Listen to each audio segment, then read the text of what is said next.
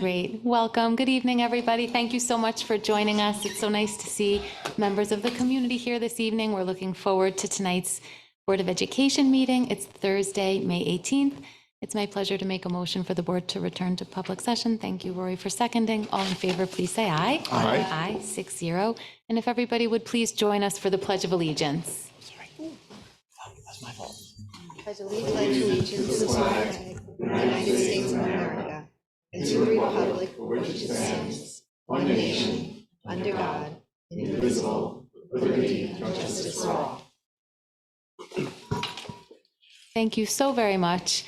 I would be remiss if I didn't begin initially by thanking our community for supporting our budget and congratulating our two new Board of Education trustees, Bill Swartfager and Lorraine Gallagher, who are here with us. We'll have ample time to come back to that in just a minute. But without further ado, tonight's meeting is going to begin with a very special featured student presentation. And I'm happy to turn it over to Neil, perhaps, to make some introductions. Thank you. Absolutely. So we're going to welcome Mr. Oriani here to the podium. Mr. Oriani is one of our music teachers in the elementary level, and he's going to introduce the 5 lovely elementary students here. And we'll, in a moment, we'll all migrate back out to the hallway. So Mr. Oriani, take it away and welcome. Welcome. Good evening, everyone. I just want to say thank you for having us. Thank you. Special big thanks to the Board of Ed and all the administration.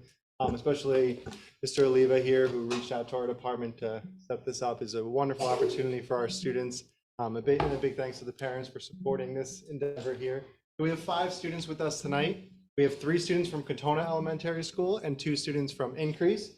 So from Katonah Elementary School, we have Fiona, Charlotte, and Hayden. And then from Increase, we have Drew and Isabel. So we're gonna play 2 short selections in the lobby here. Thank you. Yes. Wonderful. Thank you so much. Welcome. And we're looking forward to seeing you and hearing you in the lobby. Thank you. We hope everybody can join us out front. Thank you.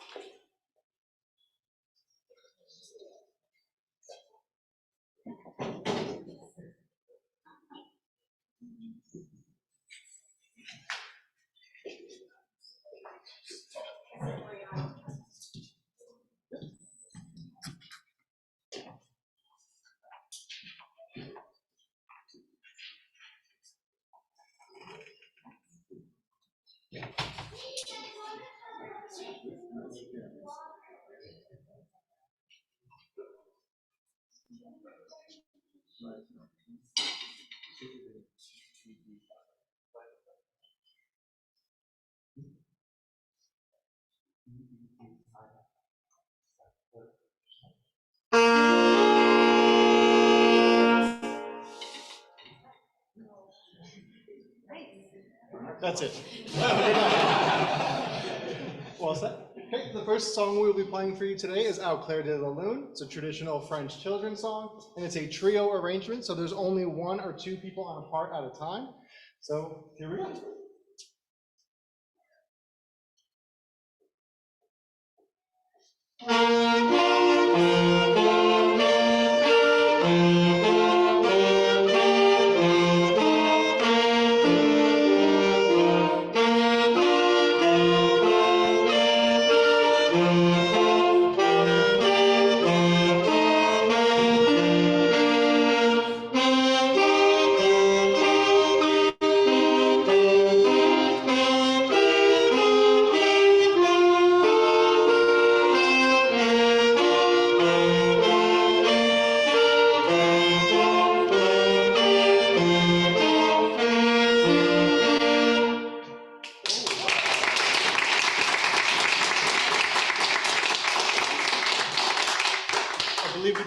Before we started, we've been playing for about 16 months, so we're pretty proud of how far we've come.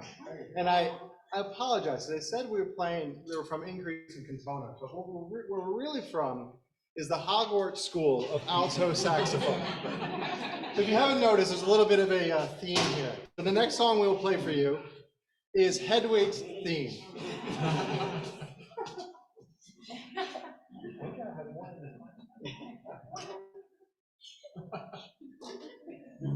Just too much, or is it all right?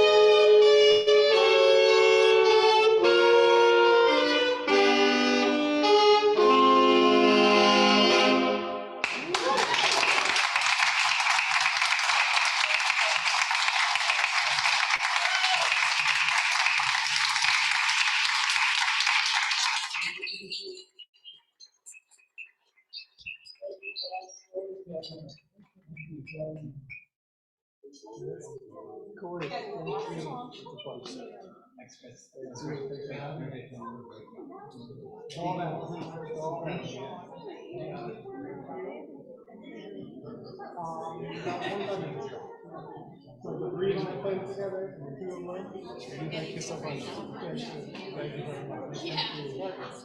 Yep, and that's great. Oh, yeah. Thank you so much.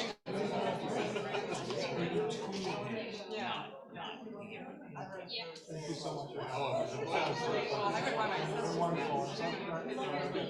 Yes. I have to. Oh, really?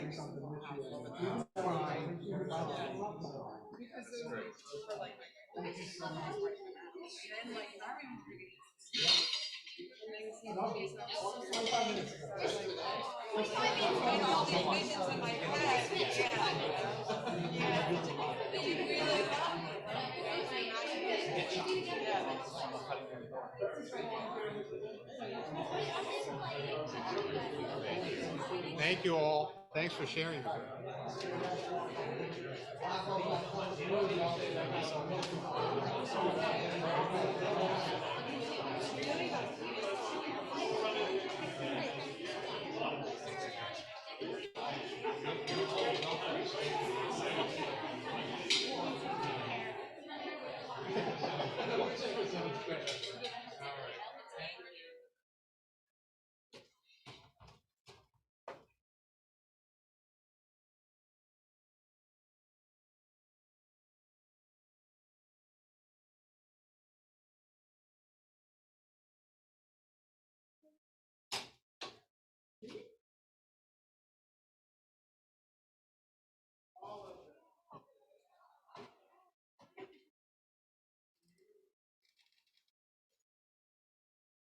Hey, Catherine, you want to come in a second?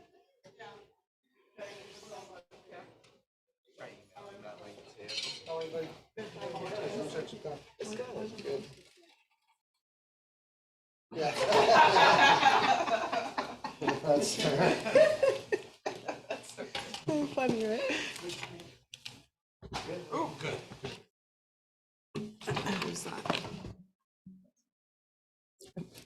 told them in 16 months I was still figuring out how to put the clarinet together, let alone playing it like that. Harry Potter's gonna Yeah. be stuck in my head all night. The acoustics are nice out there too. They are.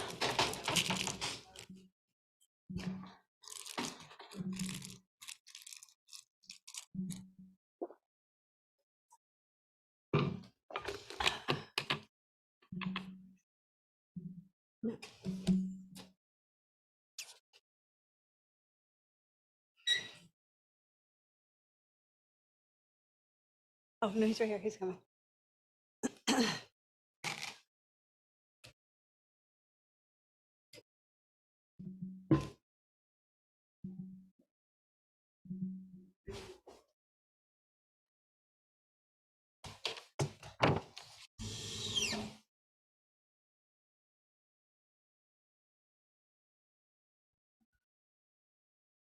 Are we all set?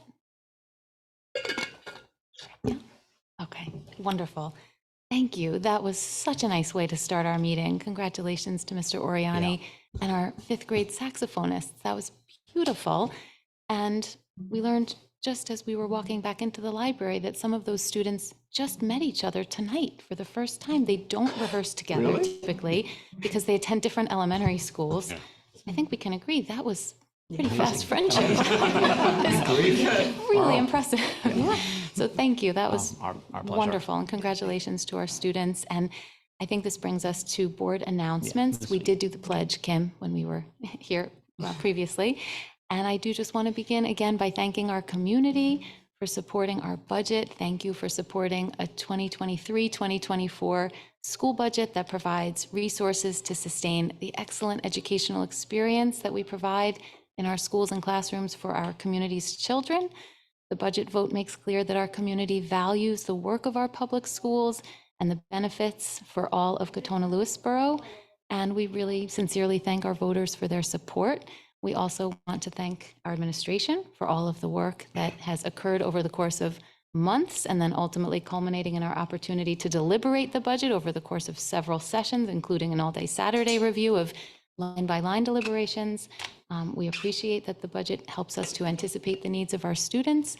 And a special thank you to Kim Monzon for your tireless efforts to ensure the integrity and smooth operating of the day itself. Congratulations to your entire team. And we sincerely thank them for their volunteer efforts on the school district's behalf. It's amazing. And again, congratulations to Lorraine Gallagher and Bill Swartfager, who are with us here this evening. We look forward to welcoming you to the Board of Education in July when we have the opportunity to annually reorganize the board. And thank you also to Samantha Hirsch for introducing herself at our last Board of Education meeting to the board, to our community, and for her interest in board service as well. That was my main announcement for tonight. I'm happy to turn it over to my board colleagues before we turn it over to Andrew for anything else that happened between our last meeting and this evening. We had a couple of PTO budget road shows. Thank you for making yourself available for additional questions and conversation outside of the board meeting. Those were not especially well attended. We didn't get a lot of questions, but thank you for the opportunity. Yeah, the morning after our last meeting, Friday, I think it was May 5th, Jim Panzer invited us to his environmental physics class for the students to share all of the work they've done this semester on passive housing, which I thought I knew a little bit about, but I really didn't. So we learned a lot of things around insulation and the azimuth of the sun and how to install awnings and proper ventilation and lots of other interesting things about constructing passive homes. And it was really inspiring. Quite a few students had built models of their homes. There was probably 5 or 6 of them in the classroom, and they each presented and talked us through their design. Many of the sustainability committee also joined. I think, Julie, you were there too. Yeah. Nice. It was really an enjoyable experience and really great to see firsthand, you know, what some of the students are working at in that environmental physics class. Wonderful. That's wonderful. Terrific. Thank you for creating that opportunity and thanks for reporting out. Yeah, Ilana. Last week, I had the privilege of going to the Increase Miller 5th grade play of Shrek, which was really wonderful. Seeing students perform, one of them out here tonight, so as well as the amazing just sort of sets and parent involvement was really great. And I know that last week was Teacher Appreciation Week, and there's a lot of really wonderful things happening in all the schools, and just wanted to reiterate again, thank you to all our teachers. Thank It's you. hard to even appreciate them over one whole week. Thank you so much. Yes, and thank you to our PTO organizations for facilitating so many nice events. That's great. Thank you for remembering that. I missed my opportunity because I wasn't here at the last meeting to express my continued amazement. I was at the Katonah Elementary School visit, and I like visiting all the schools, but especially the elementary schools. And it's just always amazing to me how everything seems to run so smoothly. Every room we went into, you can feel the engagement, and people were working at different levels in different areas, and the teachers were very skillfully managing the room. It's always awe-inspiring to see all this happen. And I also know that probably our visit makes things a little bit harder for them. So I really appreciate it. And I'm sad it's my last school visit, but it was really nice. Thank you. Jake, I don't want to put you on the spot, but would you care to report out from the field of internships, yourself or others in your purview? Well, I could speak for myself. I'm having an amazing time at my internship. I'm interning at a theater in Stamford, nice. Curtain Call, and I'm having so much fun there. I've been working on their latest show, which is set to open June 2nd, if I'm not wrong, Assassins, the musical. So I've been working on sets, and I'm possibly going to be doing crew during the show itself. That's fantastic. And we're also prepping for the summer show, The Addams Family, which I'm going to be one of the stage managers of. Fantastic. That is so great. For the benefit of our community or anybody who's new, would you just take a minute to explain what the senior internship program is? Yeah, the senior internship program, I think they call it the Senior Independent Experience, is a really amazing opportunity that all of the seniors have to go on internships the weeks following the AP exams to gain skills in a field that they're interested in pursuing in college, or just they want to have fun in. They can do it at the school, through a business, anything, and it's a really great opportunity. Terrific. Thank you so much. Sounds great. Congratulations. And I think we're ready for announcements from you, please, Sure. Andrew. Thanks, Thank you. Marjorie, and thank you, Jake. As we visit our elementary schools at the moment, or our middle school, we're seeing some of our interns placed in the schools there also, which is really nice to see them working with our younger students. So I want to echo Marjorie's thanks to our community for all the support. Congratulate our new trustees who will be joining us. We're all advocates for public education, passionate about the importance of public education as really a foundational institution in our democracy, and we've just come through the incredibly important process through which we partner with our community in support of public schools and in support of the mechanisms that really lead to the governance of public schools. So it's a really important process. I also want to echo the thanks to Kim and all the folks that worked with her to make it all run so smoothly. I always think it's great modeling for our students to see how a public institution like this can function so well and help us move forward and grow and get better each year. And so again, can't thank the community enough for the support through this process. I want to quickly point out last week happened to overlap nurse appreciation with teacher appreciation last week. So we want to thank our nurses also who do a phenomenal job every week. And then just a few other things that have happened recently. Last week, a new mural was unveiled here at John Jay High School in the cafeteria, which is a collaborative partnership. There's a club, relatively new club called the Iconography Club here at John Jay High School, advised by Mr. Davis Santiago, who is one of our ENL teachers here, English as a New Language.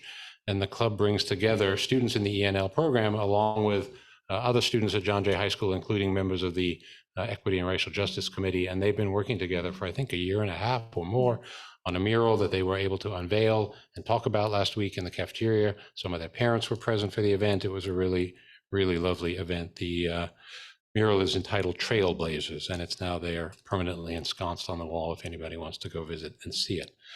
So that was terrific. And then it's been a great week of music at John Jay Middle School with orchestra on Monday night, band last night, and tomorrow night is the annual Rock the Halls event, which also very nicely brings together students of all ages. And then I also want to give a shout out to another community member who put on a terrific event this Monday at Katonah Elementary School. Andromeda Toure Klein came and did a presentation twice during the day for fourth graders and fifth graders. Mary and I had a chance with some other colleagues to sit in there, and then she did an evening version for parents in the community. The presentation is called Growing Up Jazz, and it introduces students to aspects of American history through the evolution of jazz. Really great. And she was so phenomenal at engaging fourth grade audience and a fifth grade audience, and then I'm sure equally so with the parents who came in the evening. So thank you to Andromeda for helping us out with that. You can actually, all three of those things that I just mentioned all have lovely stories about them on our website with pictures. So if anyone wants to read more, you can see it there. And last announcement, next Tuesday is the John Jay High School Humanities Research Symposium. Those events like the Science Research Symposium and this one, always so impressive and engaging. So we encourage people to come out and hear our students talk about their projects there. Wonderful. Sure. Terrific. Thank you so much for Yep. the updates. Any comments or questions for Andrew? Okay, if not, then we are ready to move forward to tonight's featured presentation, which is our opportunity to annually review the Code of Conduct. This is our public hearing, helping us to be prepared to adopt the Code of Conduct we do annually at a future meeting. And it's my pleasure to invite Lisa Herlihy to join us. Welcome. Hi.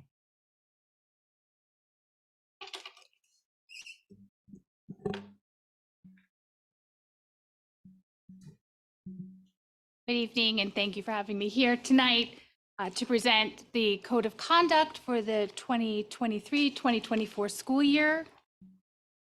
Each year, the district is required to conduct this public hearing of the Code of Conduct. The Board of Education will be asked to approve the Code of Conduct for the 2023-2024 school year at the annual reorganization meeting in July. By presenting this tonight, it leaves ample time for the required public comment period of 30 days. The Code of Conduct applies to all students, school personnel, parents, guardians, and visitors when on school property, which does include buses and vehicles, or attending a school-sponsored event. Thank you to those who participated in the committee for their hard work, thoughtfulness, and input. This year's committee consisted of both building and district level leaders, as well as our school resource officer. The process includes, we start with our attorney reviewing our Code of Conduct and letting us know of any required changes for the year. We then sit down with the committee and we review it and discuss changes we would like to see, which we then send back to the attorney to ensure that they are in compliance with the law. The committee comes back together and reviews it for a second time, and then it goes back to the attorney for a final review.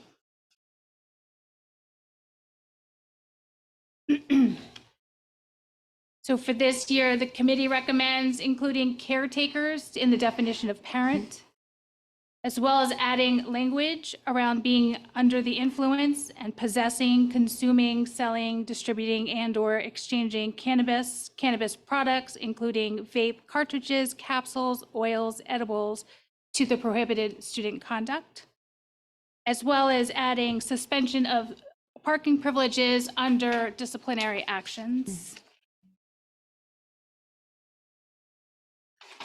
Also, due to recent legal changes to the law, we recommend, legal recommends that we change the term illegal substances to any substance prohibited under the Code of Conduct. Those were the major changes this year that we recommend. Are there any questions? Thank you for the changes that, all make sense, and for the opportunity to spend some time thinking about this in advance of having to adopt it. I know it's required, it's our legal hearing, but still it feels like a good practice. So please, Ilana. Yeah, I just know that I think last year, the year before, we started to put in some language around restorative justice into the discipline section. And I was just curious, this is more of a practical question of how that's played out or how that might be used. I know that we didn't change anything in the Code of Conduct around that this year, but curious how that's played out or how that might play out, even how it played out last year and how it might play out differently as we've integrated more circles into the high school. The code mentions restorative practices more generally. So at the high school, as you know, we've been doing restorative circles as kind of year one, and also using circles and those practices when there are some disciplinary infractions to kind of help heal that community, whatever it may be. So we do see that expanding, but for the district-wide code of conduct, we thought it was best to just mention restorative practices most generally. But know that, that's the type of practice that we're interested in pursuing at all levels. And I think actually parts of it are, although they may not be officially restorative circles. Great, thanks. I was just going to observe that under disciplinary actions, it seems as if, and I don't know whether this is customary in other districts, but we do state that our belief is that discipline should be progressive and restorative. And we have something listed in the bulleted list of potential penalties and or actions called restitution and restoration. And I wondered if that might be a nod to, it's restorative practice. Was that the discussion at last year's? We started to talk about, I think some of it was added last year, is that right? That Yeah. was, yes, I Yeah. believe that was Yeah, no, added. this isn't, it's not new. It's just, it is there. You know, Yeah. I was happy to be reminded of that. And there was another opportunity, strategy called supportive intervention, which also seemed potentially like something that could be a restorative circle without naming a circle. I don't know if there's something else that the committee had in mind with that. The idea was that circles specifically is used at the high school level, but restorative practices, the idea is that it be used at all levels, but a lot of times you implement different programs depending upon the level. That makes So that's why we wanted to use language that would apply throughout the district. Got it. I think the language is written so that these options are there and available to anybody who wants, to administrators if they feel appropriate and want to use them. They're not prevented from doing so, but they're also not required to do so depending on the infraction. Mm-hmm. I just have a quick question about the in-service education. I know it's not changing at all, but is that mandatory for staff or is that optional? In-service education around the code of conduct. You mean their opportunity to be familiar with the code of conduct? Mm-hmm. I believe there's an annual review. In the Yeah, GCN. that yeah. is required. Oh, it's Yeah. part of Somewhere. GCN? Yeah, Oh, good, Yeah. okay. yeah, There's a module in there. yeah. So it's an annual overview. Okay, so the all code. staff are familiar with the code of conduct and Yeah. any changes or Yeah. placement. Any other questions or comments? I have a comment. Sure. Sort of frontally loosened today, saying whatever's on my mind. As I read through this, there's things that are not changing, but I think are worth acknowledging. In our country today, some of the things that are in this document would not be allowed in some states or would not be approved in some states. So for example, you can't discriminate, harass, or haze or bully based on actual perceived race, color, weight, national origin, ethnic group, religion, religious practice, disability, sexual orientation, gender, or sex. And those three things are different. I'm proud to live in a state that does acknowledge these realities and lets people pursue and let families decide on treatment. And I think that we're used to this sort of stuff being here, but I think it's worth sometimes stepping back and realizing that there are places in this country where people would argue over this, and whether we agree to it or not. And I just think that's the converse can be true too. You can positively reinforce and accept and acknowledge it, I think is a positive act. So I do. I think this is wonderful. Thank you. Yeah, thank you. Did you need anything else from us this evening? No, that's it. Okay. Thank you again. Thank you. Thanks, Thank you Lisa. very much, and thank you to the committee.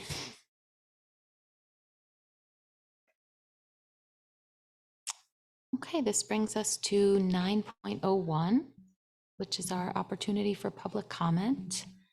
And if you'll just bear with me, look and see if anyone has signed up. We have a small group, so if anyone is waiting to speak, I look at the sign-up sheet. I don't see anybody signed up, but if anybody was hoping to speak, this is our opportunity to listen to comments or questions from the community. And if not, I'll close the public comment period. Thank you. And this brings us to our consent agenda. we make use of a consent agenda to take action on a number of business items, and we've had opportunity to review all of them in advance. I know Andrew's going to say a few words. Would you like us to pull it separately, or may we just discuss as we? Yeah, I can Okay. say the few words. Sure. without So pulling it. I don't know that we need to vote separately on anything. We, of course, are about to vote on the results of our budget vote and election. So that's a very significant item in the consent agenda, which we've spoken about previously. And if there are no pullouts, then I will move the consent agenda in its entirety. If someone would please second it. Thank you, Rory. And please, Andrew, we look forward to your words. So as the board knows, at the end of this school year, we will be saying goodbye to our very own Danelle Placella, who will be leaving us for new endeavors. And we thank you, Danelle, for all your service to the district and wish you well in your new endeavor. And thank you in particular for shepherding the bond project so successfully through this past fall. And so that means tonight we're asking the board to recommend and hopefully accept our recommendation for appointment of a new interim assistant superintendent for business, and that would be Lisa Herlihy, who you just met. So Lisa has been with the district for the last 3 years. She's been our school business administrator, working very closely with Danelle, overseeing with Danelle all aspects of the business office she's very familiar with. Has proven herself to be very competent in all aspects of the business administration. So we are thrilled to be recommending Lisa tonight to this position of interim assistant superintendent for business. And we thank Lisa in advance for being willing to step up into this role. Thank you. We Sure. appreciate your kind words and allow us to please underscore our gratitude first to you, Danelle, for your service to Katonah-Lewisboro. And we will have opportunity, I believe, at our next board meeting to wish you well more formally, but we really thank you. And we thank you for your work with Lisa, and Lisa for your willingness to step into this role. We're glad you could be here tonight. This worked out really well. And yeah, we look forward to welcoming you to the board table as a member of the cabinet. So congratulations. Thank you. If there are no further comments or questions, we can vote, take action. All in favor? Oh, sorry, I had a Yeah, question. I had a please. couple questions. I was just, something I noticed in the agenda in 11.03, where we're cooperating with other districts for sports, which is great, I think. I was just curious, and this is a question, doesn't have to be answered now, but why our boys and girls swim teams are with different districts as opposed to kind of the same district? Oh, I'm prepared to answer the question, but it's not exactly that question. So I know why we merge with other districts when obviously the team's not large enough or another school can't provide for the sport. I can't speak specifically why swimming is with two different schools, but I suspect it's because there's a school that can't provide it. And yeah, it has to do with the numbers and creates opportunity for students if their own home district is not able to doesn't have enough students to put on the sport itself. So it's actually it's a nice thing that we're able to do together. It sometimes helps us a great deal if we don't have enough students, and then we can merge with another district. And sometimes it's super helpful to students in another district. And the costs are then shared proportionally by the two school districts, depending on the number of students that come from each one. And I just had one other question around that. I noticed that like this year we're adding a modified boys football to the winter section. And I know that had come up a little bit in our budget discussions, but I was just sort of curious around how we decided on that. I think my associations with football is just that it's a more expensive sort of endeavor for a middle school sport. And I was just wondering if that had been considered around with other sports where not quite related, but I know that at the high school, there's discussion around flag football, for example, as a female flag football team. So would that perhaps be, a viable option that's also still encouraging and, teaching all the aspects of football that are so wonderful without some of the maybe downsides of a head injury and cost that come along with it. So I don't expect, we don't have to answer that now. I just kind of want to put it out as a question. Unless you had an answer. I mean, we did, as you said, we did speak to this during the budget process. And I think that question came up at that time. This is a place where we really partner with the community and we look closely at where there's student interest and we want to meet that interest. And we spoke also about balancing opportunities for boys and girls in the modified program. So the football created some of that balance. And we are, in fact, there is an opportunity for girls flag football at the moment that's being supported by community endeavor, but it's allowing us to see the kind of interest there is there and support it, and hopefully that grows.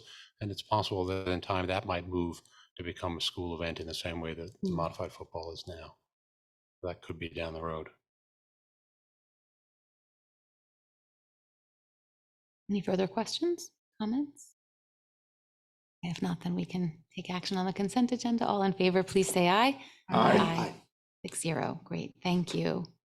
And tonight we have the opportunity to take action on 2 generous gifts and donations. This is 15.01, and it's my pleasure to move this resolution to accept gifts from Box Tops for Education in the amount of $8.20 for John Jay Middle School, and then from our very own John Jay Middle School PTO in the amount of $370. I presume a new coffee machine, a Keurig, 2 Keurigs, valued at $370, and this is for the John Jay Middle School Staff Lounge. Really nice, yeah. So if I could have a second, please, for that. Thank you, Catherine. All in favor, please say aye. Aye. Wonderful, and thank you to Box Tops and to our John Jay Middle School PTO. And this brings us to an opportunity for some board dialogue and discussion. Are there any new topics, new business? Please. I also just wanted to echo the thanks to Kim and her team for the election. And it was really nice to see record turnout. I mean, high turnout in recent years, higher than in recent years.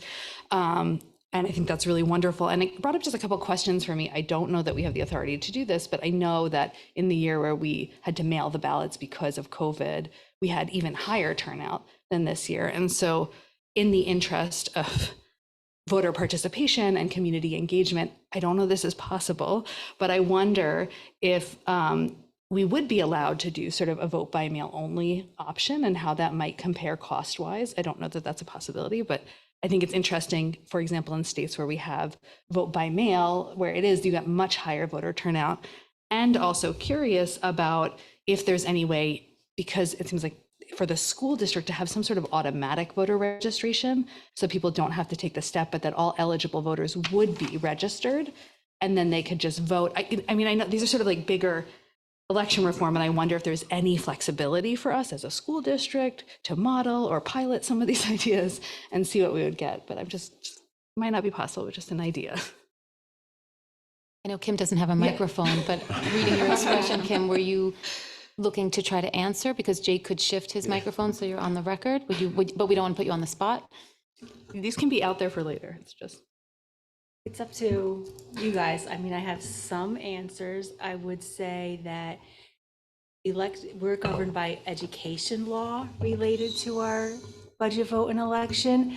So in terms of mailing ballots, the law says we have to have a voting booth, which then would be the voting machine, or in the years prior, the lever machine.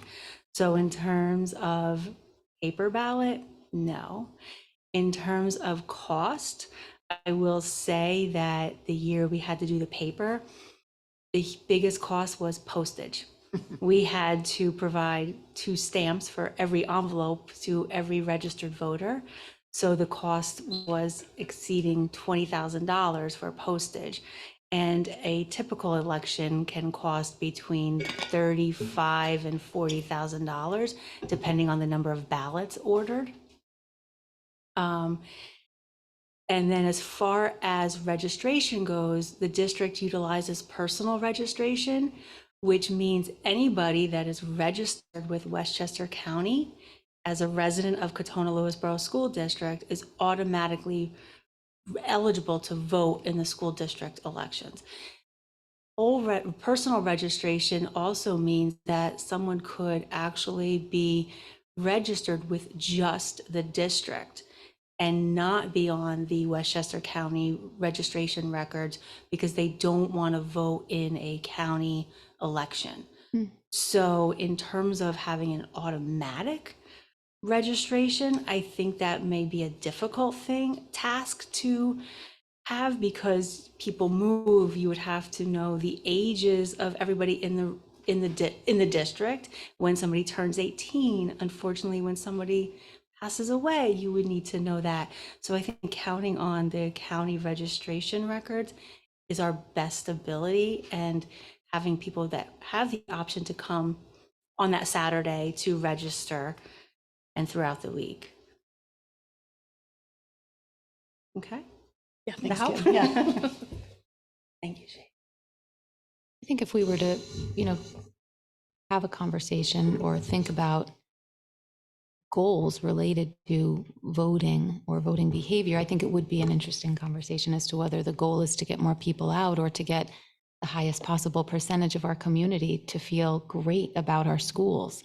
And I would be interested in talking about other avenues of communicating with populations of community members who don't have kids in the schools, for example, who might not know as much about the great work that's happening here. And I think especially with COVID, we lost some critically important opportunities, bringing seniors into our musicals, for example, or to other amazing events, whether it's the Rite of Spring art show. And, we are like back online now, but it's hard to remember, but this is the first year that we came back to school in September without masks, and we're almost to the end of the year and we're going to make it. And it's amazing, but we might have a little bit of work that we would want to do to keep the support for our schools as high as possible. From my perspective, that would be a different conversation. You would know this, but we canceled. Andrew had worked with the Lewisboro seniors to do a presentation of the budget that we canceled in 2020. The week before COVID. The week before when COVID happened, that was and it wasn't something that had happened before, but we had a conversation about doing that. And I think, the seniors have just sort of finally gotten to a place where they feel comfortable being together and organizing their own events. So presentation of the budget wasn't the most exciting. Let's get back together and have that be one of our first things. That wasn't the first thing they jumped at. And we'll have a little more money in the budget for communications, and there might be multiple ways to think about that, but that would be a different. I mean, I think that's a great goal to get support for the communities. I think what I'm speaking of is really just about engagement and civic engagement in particular. And as public schools, that's part of our mission. And so if we were able to model even more progressive models than maybe the county does or the state on ways to engage voters and to sort of get higher turnouts, I think that's a worthwhile endeavor for its sake on its own. And also, I mean, the school district we've a large budget. I'm very grateful for the community for supporting it, and it's most people's largest tax ticket. So for people to really understand that and engage with it, I think this is a very important thing.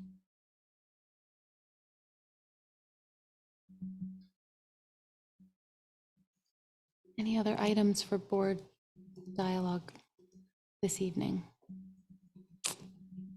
I wanted to open another discussion that we have touched on a little bit, and that is around pre-K. I know that last year there was some funding, this year there was more funding. I'm curious kind of where we are, sort of how the district's thinking about it, but I'm also curious how my colleagues are thinking about it. And as somebody who moved up here from the city in a year that one of my children was eligible for pre-K, to come up here and have to pay for pre-K, the year was a little hard, but worth it. But I think, I don't know, as a parent with young children, with other people with young children, a lot of people are looking for childcare, also for earlier options. And I wonder what opportunities there might be, perhaps in partnering with existing childcare institutions that might offer that, sort of having more creative partnerships, or with other districts or things like that, to start to maybe pilot something here. I don't know if we think there's appetite. I would say among parents I talk to, there's certainly appetite for that. So we have been looking into it, and Alex has actually been doing quite a bit of research for us and talking to neighboring districts and understanding how they managed to get their pilots off the ground. We're communicating with some of the local service providers to understand what their availability is and learning through the laws about how that happens. As you mentioned, the amount of state aid available has increased. It's still, we always want to try to set expectations appropriately, because it's still nothing close to what would be required to provide pre-K for all. And in fact, in the districts around us, it's done, and it's required by the state to be done through a lottery system. So families who are interested have to go through a lottery system to have that pre-K service. But we've begun the process of looking into it, both in terms of partnership and thinking about space, which is of course be an issue, and thinking about the staffing that would be required and how we would go about doing it. So we can say quite definitively it's not something that's going to happen for the coming school year, but we are looking to have it possibly be a pilot in the school year after that. Did I capture Alex? I'm sorry, you're the one that's been doing all the work. Yes? Yes. All right. Thank you very much for all the research you've done. I think it would be probably a investment. Even if we had funding, there would be some kind of financial investment, I would assume. And then it's going to come down to, I mean, I remember when we used to only have half-day kindergarten, and as community, it was not unanimously supported by all. And, you know, I think it would be something if we introduce, it's going to have to, some of that outreach around budget would be really important. You know, I know, you know, there was families like mine that were paying for the other half of the day. And some families that only really wanted their children to be in half a day of school and felt that was enough. And so I think there's definitely an appetite for it, but there's probably also a counter appetite for not increasing their increasing taxes that might have to balance. So in terms of the funding, it doesn't cover costs like transportation, and clearly in a district like ours, that would have to be something that would be assessed. So of the two districts that we've spoken to that are local, one district does provide busing, but they have their own district teachers that are providing pre-K in addition to two community-based organizations. Because of the mandates for 4-year-olds, the class size can only be 18.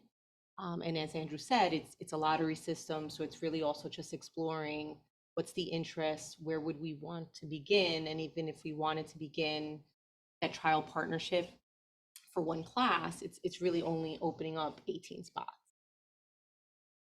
We're looking into it. Yeah, glad to hear that. More to come. Thank you. And it's mandatory that it's a lottery if you have it?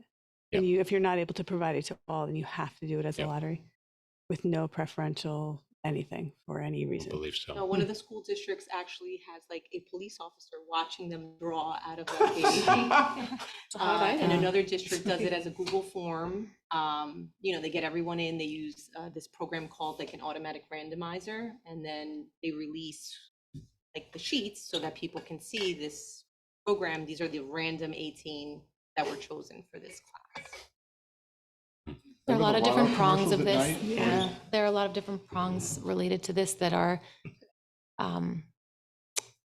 moments of advocacy for all of the districts in our region, and that is one of them. You know, some superintendents have been lobbying for at least a proportionate, you know, could this percentage of the spaces be need-based, and could some parameters be defined, and could the rest of it then be lottery, you know, to have some latitude to help those who need help the most. I don't know where that'll go. And that's just one small piece. The transportation is another piece. It's, are the transportation requirements different because it's younger kids? Like for the Yes. buses and things like that? Yes, so the kind of seat belts and lap belts and the number of students you can transport are different for students that are 4 years old. And the cost per pupil would not cover, right? If we looked at a district expenditure, would not cover that transportation piece, because the routes would be different, their days are shorter. So the districts that are providing it, it is a cost if you were to cover transportation for those students. And are you required to cover the cost of the transportation? If you want to offer it, yes. But you could say we're not transporting the kids, or you have to get them there So yourself. you can offer the program and the parents would transport their children. And just one other question related to that. We do transport children who are in, we provide for some kids that are getting CPSC. So or whatever. CPSC students, the transportation is sub-funded by the county, and they use their own county buses and their own companies.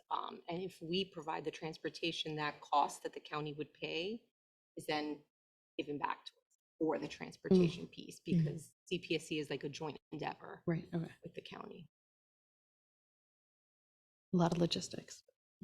well, speaking of it being a joint endeavor with the county, that reminds me of another aspect of the advocacy, which is to be able to pool resources and to be able to make it sort of an inter-district pre-K model, which would be a very challenging undertaking logistically, but could potentially really help all school districts and all families with young children, or many more than a higher percentage than we're able to help now.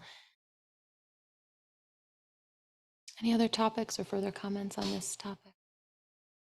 And then we can look ahead to future meetings, and I can't believe there's still so many future meetings, but we are getting down to it. There's a policy meeting on Friday, May 26th at 9 a.m. in the district office, Finance Committee meeting Wednesday, May 31st at 7 p.m. in the district office. The board is next scheduled to meet on Thursday, June 1st. We're going to start with a tenure and retiree reception at 6:30 p.m. in the cafeteria, the high school cafeteria, followed by public session at 7:30 p.m. Sustainability is meeting Friday morning, June 2nd, 8:15. Policy meeting again on Friday, June 9th at 9 a.m. in the district office. Finance Committee meeting Monday, June 12th, 7 p.m. in the district office. And then the final Board of Education meeting of this school year will be Thursday, June 15th at 7:30 p.m. here in the library. Miss anything? Okay, then that brings us to an opportunity to adjourn, and I'm going to recommend that I'll make a motion to adjourn back into executive session to discuss employment history of individuals. If I could please have a second. Thank you, Rory. All in favor, please say aye. Aye. 6-0. Great. Thank you, everybody. Good night. Thank you.